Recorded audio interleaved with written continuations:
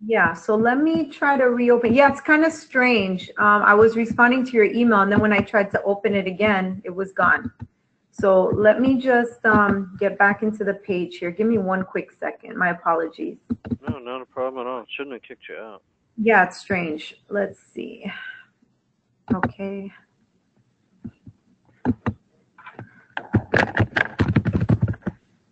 Actually, let me see. No, yeah, it did kick me out.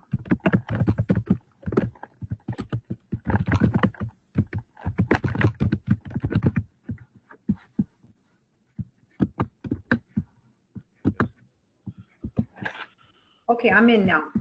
Okay, so I have a question for you. This this type of inventory management here, can it be linked to like transactions or is it just inventory? Well, what kind of transactions are you talking about? Like e-commerce or? Yeah, well, kind of, not exactly e-commerce, but like a business where we would monitor like the in and outs of a product, the usage of the product. Oh, absolutely. Here, let me. I'm gonna show my screen. Oh, you're gonna show your screen, so let me just come to your screen then. I don't see you though. Yeah, you Hold will in on. a sec. Okay. Or you should. Or I should, yeah. I'm not familiar with this. Okay, yeah, I think I see. Well, I see you looking at your email. We're getting somewhere. Can you give me a quick second, please? Yeah, sure. Okay.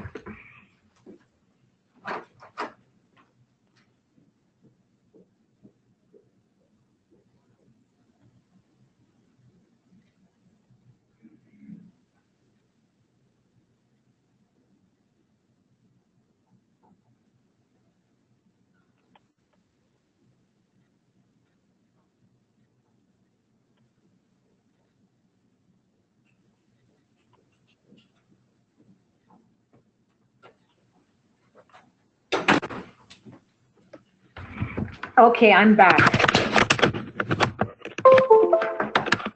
Okay, Are you cool. there? Yeah, I'm here. Okay, great. Um, so I'm not quite sure exactly. Can you see my screen fine? Yeah, I do. The some of our demo data is not the best. So like if I click on the history, this doesn't have very much history in it.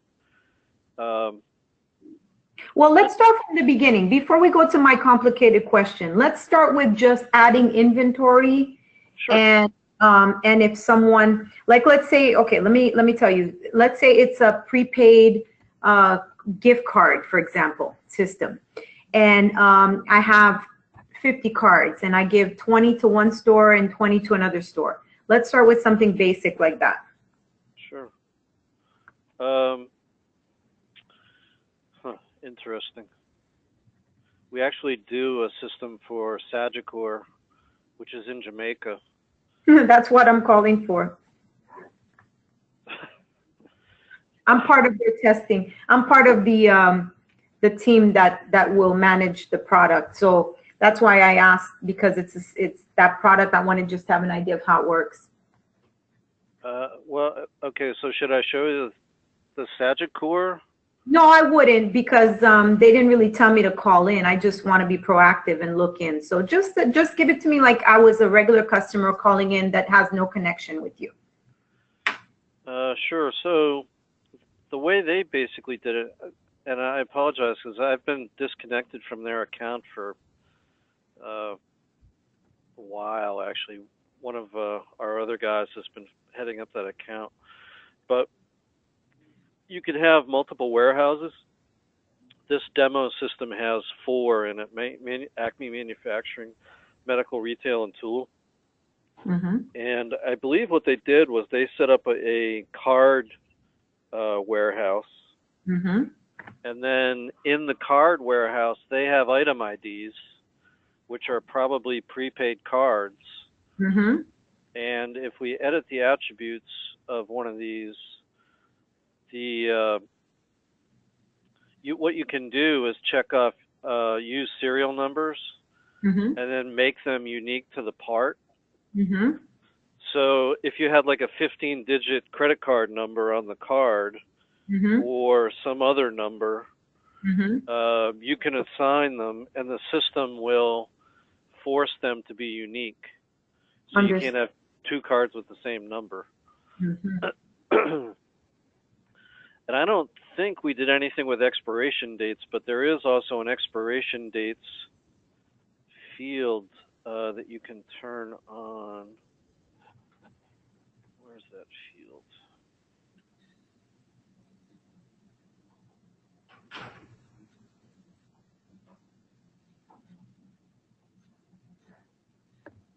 And let me ask you, you guys, are you in the United States? We are. We're about an hour north of Philadelphia and an hour west of New York City. We're in Which state? Pennsylvania. Oh, you're in Pennsylvania. And is this a website that I could use, for example, for my US product as well? Because our company is doing two products, one in Jamaica, one here in the US. But Sagicor sent this to us, but it's really getting my attention in the sense that I wouldn't mind seeing if I could set up an account here for our product in the US. Oh, absolutely. Okay, I didn't know. I thought this was their actual inventory management, you know? Yeah, no, well, right. They purchase licenses and they host their system on their server. Mm-hmm. And so we have two options basically. Okay. You can buy it like Sagicor did, or you can do software as a service where we host the application for you. Mm-hmm. And then all you really do is go to a URL and log in and use it. And we send you a monthly, see, here's option one is that software as a service, where you Oh, just so pay a monthly fee, and there's nothing to install, nothing to maintain or manage on your end. You just log in and use the software. mm-hmm. Interesting. Okay. Option, Is yeah, this on go your website? ahead. Say that again. This information's on your website? Yep, I'm on. This is our website that I'm looking at here, and I just clicked on Inventory Pro, and then down at the very bottom is pricing. It brings up this Okay. page. Was this where I was already inside where I logged in? That's you logged into this. We have a demo, demo system out there, and that's what I logged into. Is the same demo system. Okay, can I see the pricing again? Sure. So if they do monthly access, it's $80 a month per user, 3-user minimum, hosting Right. fee. Option 2, a traditional software purchase, $1,000, concurrent user, 3 minimum, software support. Option 3, software. Okay, so which one did they do? You said they purchased it, option 2? Right. Right. And then we did a fair amount of customization to their software. Is that included? It was included in the purchase price, but you know, we went through a round of specification detail analysis and quoted what, the customizations that they specifically wanted, Mm-hmm. and priced that out in addition to the licenses. Mm-hmm. So I forget exactly. Cool. I'm gonna have my my CTO look into this because we're looking for actual inventory management. So this is amazing for us. And then he can call in and get more info. But just to get a basic idea, does this also, for example, in the Sagicor case, does it also monitor the transactions or just the inventory? No, it monitors the transactions, which is why I was coming in. Let me go into reports, inventory. And then there's this audit trail. Mm-hmm. Why is this? I'm going to just jump over to another system, so hold on. No problem. I want to go to one that definitely has some inventory in it.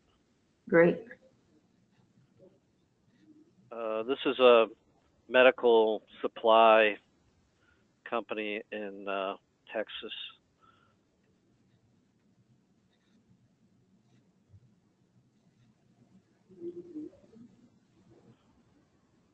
Okay, so what you're looking at is a report of every transaction for a receipt, an issue, or a locate and move of the inventory.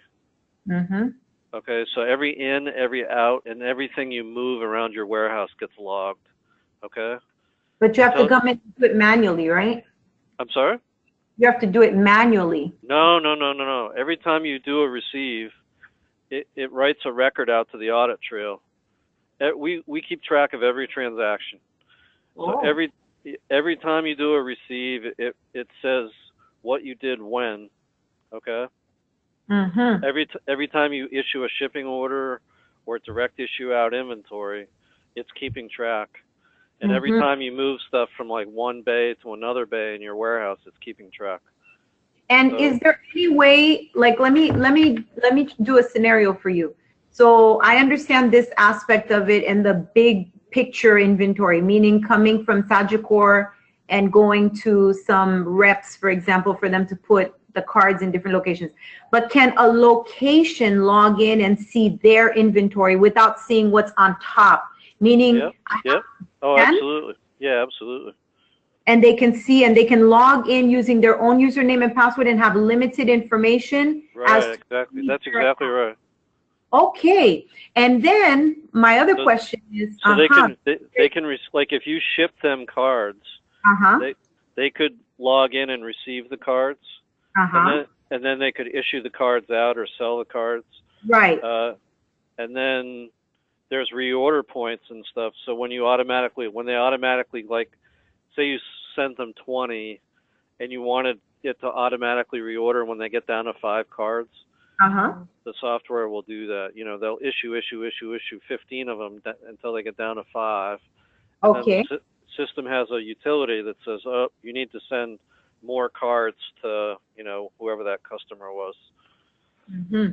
And what about, There's a couple ways to do it too. sure.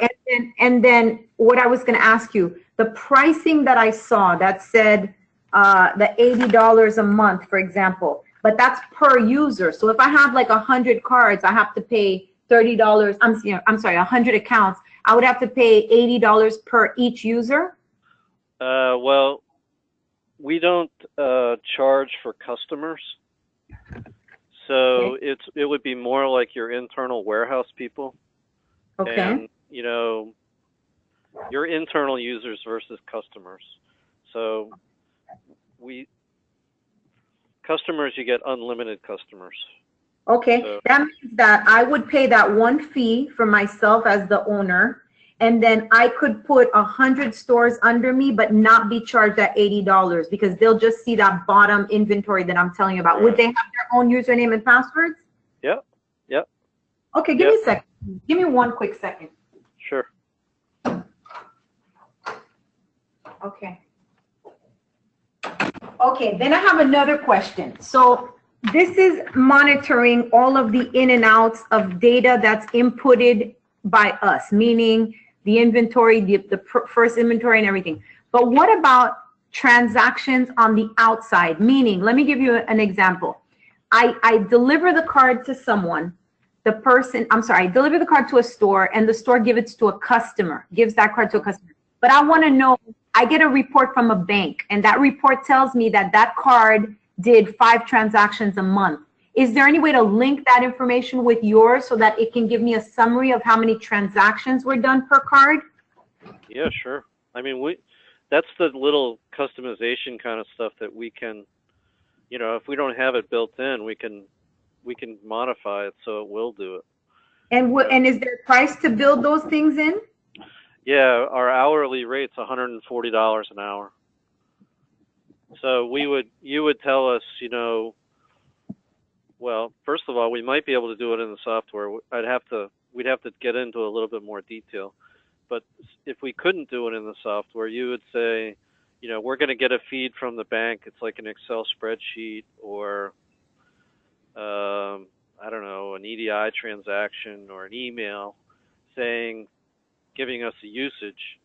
And then we would automatically import that, and then you'd be able to report on it. So if we can do it through the software, do we still have to pay the $140 per hour? If the functionality is not there, yeah, you'd have to pay for it. It's just a one-time fee to get the customization the way you want it. to get the system to work the way you want it. Mm-hmm. Here, And depending on what I give you in terms of information, will you be able to tell me beforehand more or less how many hours I'm looking at? oh, absolutely, absolutely, yeah. We make sure we do a detailed spec, you know, so that you're not surprised and we're not surprised. Excellent. I'm very happy to have this call. Okay. No, you have no idea. This is amazing for me. Okay, great. That doesn't, you know, the surprises don't really work for either of us. Sure. You know, we don't want more work than we bargain for, and you don't want more expense than we bargain, you know. Of course. Of course. So basically run me by the $80 per month. If I were to do the $80 per month, for example, you said it's a software, meaning I do that, I get 3 users included, or each user is $80 in terms of the big users? Yeah, each user is $80. So if you had, and the minimum is 3, okay? So if you had a warehouse, if you had 2 or 3 warehouse people, you know, that would, and an accounting person, or basically with 3 concurrent users, which is $240 a month, you can have unlimited users in the system, but only 3 users logged in at the same time. Okay, and that's not including customers, because like I said, well, here, if we look at the system, see, we have system users. This one has 226 users in it, and you can put them in groups, okay? And we would, here, let me show you the groups. Okay, by default, see how there's a customer group? So anybody that's in the customer group wouldn't be counted against concurrent users. But these other groups, if somebody logs in, they're going to count as an active user. And then when they log out, you know, or it times out after 15 minutes of inactivity, and we can change that to be 10 or 20 or 2 hours, whatever you want. But can you have an unlimited amount of customers logged in at the same time? Yep. Okay. Yeah, we don't keep track of the customers. We're just keeping track of the other groups. Okay. So if you 3 or 4 warehouse guys, you know, then you need 3 or 4 licenses per month. So when you say warehouse guys, it's because those guys would be managing. What would be the difference between a warehouse guy and a user and a customer, for example? Well, a warehouse person would be receiving the inventory, getting it logged in, and then shipping it out to the stores. The people at the stores would basically just be receiving the inventory and then issuing it out to their customers. So that one doesn't count? That one doesn't count. Understood. I have another question. Can you tell me again, the one when you buy the equipment for $1,000, how many users can you have and how much is it per month for that one? Well, it's the same sort of setup. Let's go back to the pricing. So when you buy it and put it on your server, it's $1,000 per concurrent user, and there's a 3 user minimum again. So you have to buy 3 of these, so it's $3,000. And then there's no monthly fee with this, but there is an annual fee. There's an annual maintenance fee, which is a minimum of $1,000 per year, or $200 per concurrent user. So if you had bought 6 of these licenses, instead of paying $1,000 a year for support, you'd pay $1,200. You'd pay 6 times 200. But with the $80 per month per user, there's no maintenance fee? There's no annual maintenance. It's built into that $80 per month. So why would someone do the later one? I'm confused. Why would someone do the per month one? No, the $1,000 one. Well, if they want it on their own server, you know, if they're really, really secure, control freaks, and they have the infrastructure in-house, like servers and IT support people, and they think they can take care of the software okay, you know, this option up here, the monthly one, there's really it's very easy to implement for a business because there's no overhead. You just pay the monthly fee, and there's no servers, there's no backups, there's no nothing. You just use the software. But what happens if something happens to the server and you lose your data?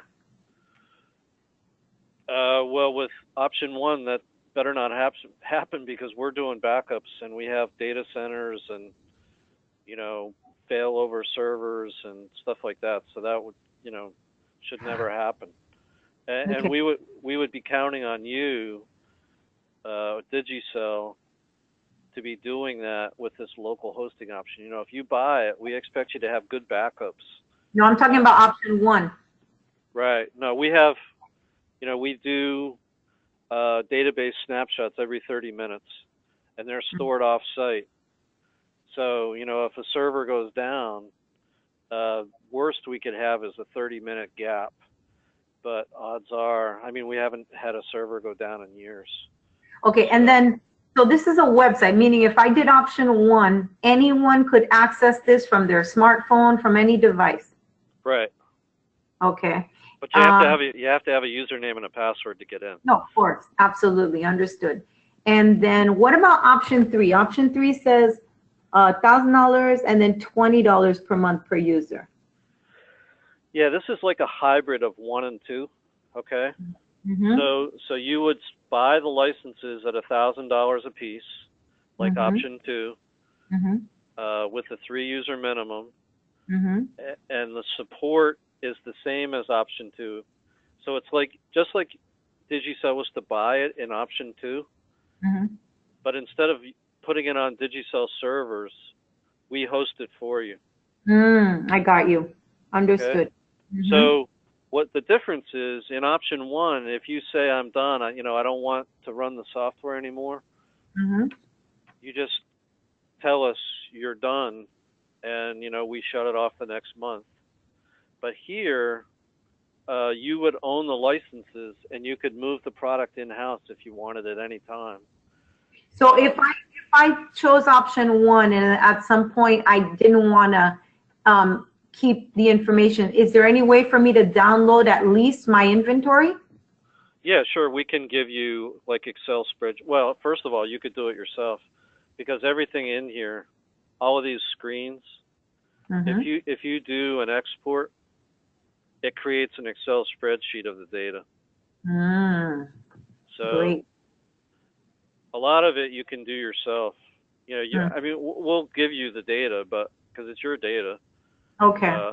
But a lot of it is a utilities screen here that I went to before, where you can import new parts, bill of materials, shipping transactions, receipts, issues, purchase orders. We have standard Excel interfaces today. Okay, can you take me to the page where you would import the information that comes like from a bank, like the transactions that we were talking about, like how many transactions per card and all that stuff? Yeah, probably what we would use is this direct issue script. And let me show you the template.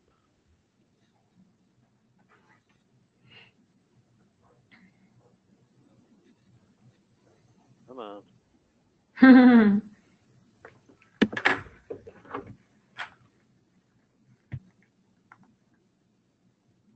So it's a really simple template. Let me make these a little better. Okay. So you put the item ID in column A, how many in column B. The location may or may not be required. The serial number would probably be required for these cards. Okay. And the warehouse ID. So warehouse ID would be like store A, store B, store C. Right. And to be honest, we might not need either of these columns. We might be able to just do with item ID. We might not even need this column, because if every card has a serial number and the serial number is unique, that's all we need to know. Because when you issue a unique serial number, we know exactly where that part is.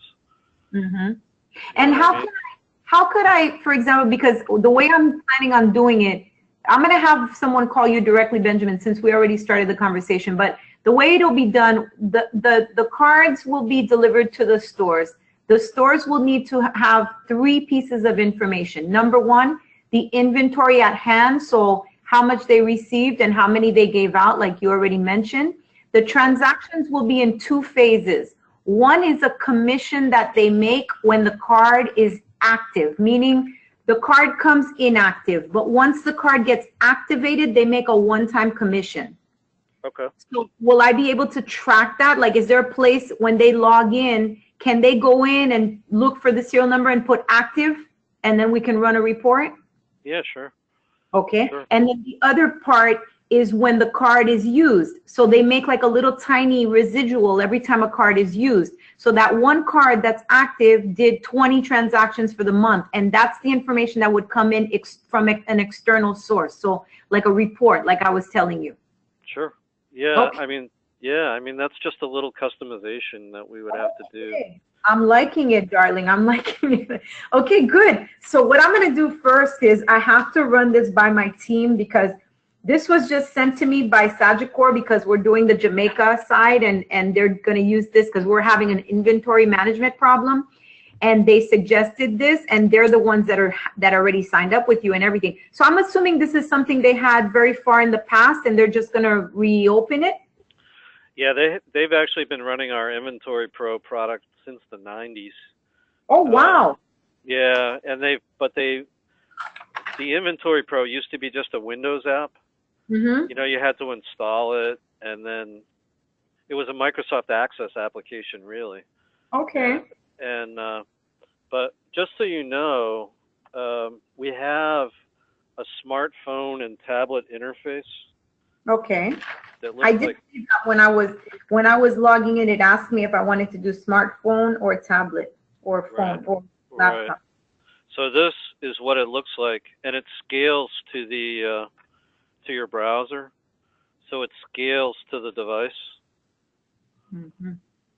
See how it Mm-hmm. and you could assign users to their stores, so they can only see their store.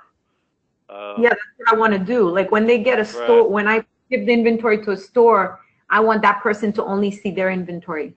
Right. So here, you know, this is in the mobile showing, these are serialized items. Here's a serial number on an iPod. Okay, so instead of an iPod, you would have cards, but Mm-hmm. they all have serial numbers. Nice. Okay. Beautiful. So, yeah, I think, you know, first of all, Sagicor has probably done some of the work for you already in their customizations. Mm-hmm. So we can probably take, you know, their base system and modify it so it meets Digicell's needs. Mm-hmm. Okay. Wonderful. Thank you so much, dear. You will hear from me very soon. Not from me. Most likely it'll be from Darren, who's Okay. our Chief Technical Officer, CTO. So once I run it by my team, they're okay with this, we run it by Sagicor, then we will be contacting you so that we can get this done. How long does it take from the time we decide, we make a payment, and then we start the customization, more or less? Well, From what I explained to you. to put up the generic system can take like only a couple of hours. Okay. Okay. The difficult part becomes the specifications for the customization. You know, a lot of that will depend on Digicell and how responsive you are to. We're very responsive. You know, if we can get a spec done in like a week, we can start working on it the week after, and you know, maybe we'd be done in 3 weeks or a month or something like that. You know, but Okay. you know, if it takes months and months to do the spec, then you know, everything just kind of drags out. So But when if you say 3 weeks to 1 month, remember you told me it's per hour that we pay. You're talking we're going to have to pay all those hours of work? Well, no, we don't charge to do the spec, and we only charge, you know, for the amount of work it takes to do the customization. But Okay. sometimes, you know, we send someone you know, like an email saying, "What do you want?" and it takes them a week to reply. Yeah, understood. You know what I mean? Yeah. So just depending on how responsive people are and how detailed the customization is can really impact how long it takes. Perfect. But we're pretty responsive, you know. Okay. Yeah, because I would need it as soon as possible because our launch is anticipated for April 15th. So Well, this hurry up. that's what I'm saying. No, that's why I'm asking you how long is the time frame and everything, because I actually have a meeting with my IT team to discuss this exact point at 3 o'clock. And I didn't know. I just opened this now. So So tell them to hurry up. yeah, I will. I'm going to talk to them about it, and then I'll give them your contact information, and then you can walk them through it. But I think it's a done deal. I think we're going to go for this. So I'm very excited. Thank you for taking the time to talk to me today. Absolutely, Caroline. Just have a great day. You'll hear from me. If you really need to be going by April 15th, let's talk again this afternoon and tomorrow. Yes, no, I will. The only reason why I'm not putting you in touch with them yet is because out of protocol, I have to. Yeah, right. I get it. First and make sure that they're okay, because you know how it is. There's a lot of politics in these things. You have to be very careful. Right. Anything can ruin. But see, that's what can slow us down. No, I know. At Sagicor, they had a lot of layers. I imagine. We're dealing with them. Yeah, they had a lot. They had a lot of layers, and it was hard. It was hard. It took a while for them. I would say a year. For wow. Them for them to get everything spec'd and then approved. Sure. And then we tested it or customized it, and then they tested it, and then they had to come up with an implementation plan and blah blah blah blah blah. I get you. It was a long plan. No problem. Well, we hope if we decide to move forward, I hope ours can be a short process because my team is pretty swift. We work pretty fast. So let's see. Well, thank you very much, dear. It's a pleasure to speak to you, and then I will let you know soon. You'll be hearing from me. Okay, great. Thanks, Carol. Thank you. Have a great day. Bye-bye. You too. Bye.